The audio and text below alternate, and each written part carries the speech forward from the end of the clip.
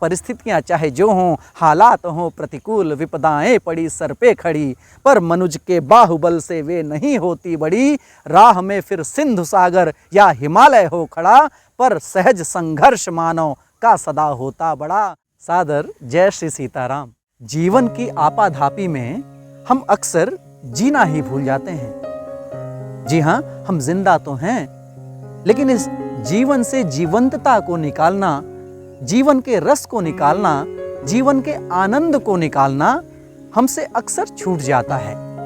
जानबूझकर नहीं, लेकिन जीवन की विषमता इतनी अधिक है, परिस्थितियां जटिल हैं, संघर्ष हैं, दिनचर्या की व्यस्तता है कि हम जिंदगी से जीवन के रस को निकालना भूल जाते हैं। किसी शायर ने कहा है ना कि जिंदगी जिंदा दिली का नाम है, जिंदगी जिंदा दिली का नाम है, मुर्दा दिल क्या खाक जिया करते हैं। तो इस जीवन से जीवंतता को कैसे निकालें, क्या करें कि हम जिंदगी का आनंद ले सकें। तो इसके लिए हमें यह जानना आवश्यक है कि आखिर इस जीवन का उद्देश्य क्या है, परम लक्ष्य क्या है। हम अपने जीवन को अक्सर साधन संसाधनों के जुटाव में, उन्हें कमाने में, उनके अर्जन में बिता देते हैं। What we struggle every day is just to earn material things. खाली भौतिक सुख सुविधाएं और संसाधन हम इकट्ठा कर लें, यही जिंदगी का उद्देश्य मान बैठे हैं और अपने जीवन की अमूल्य निधि को हम इसी में खर्च करते जा रहे हैं। लेकिन ऐसा नहीं है।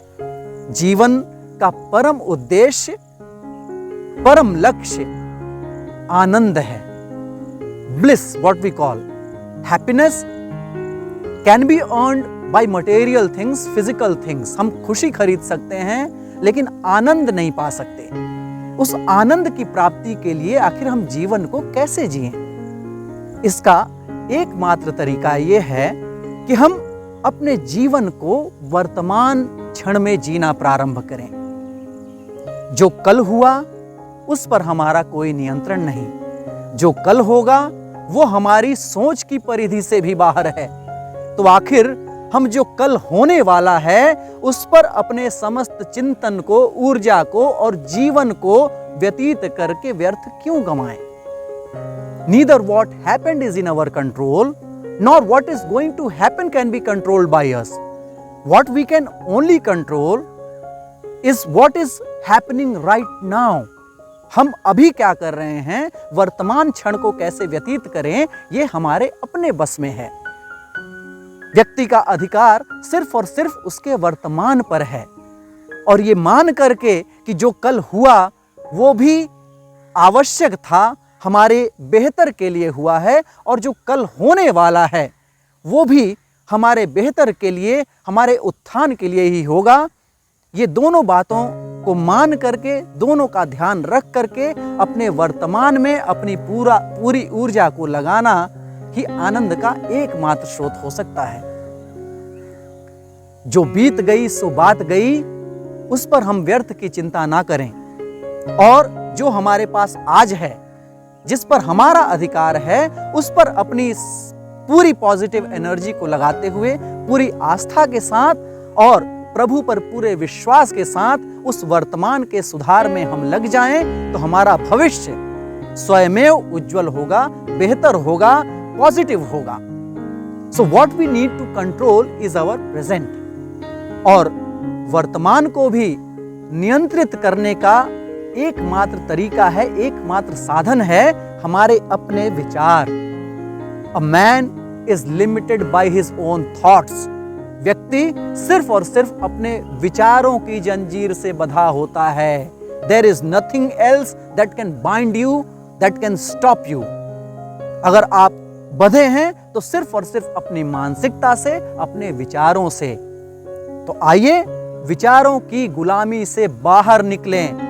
Let's break the shackles of slumber. अपने आलस्य, अपने प्रमाद, अपने विचारों की इस गुलामी से, इस जंजीर से इन बेड़ियों को तोड़ते हैं और अपने नजरिए को बदलते हैं।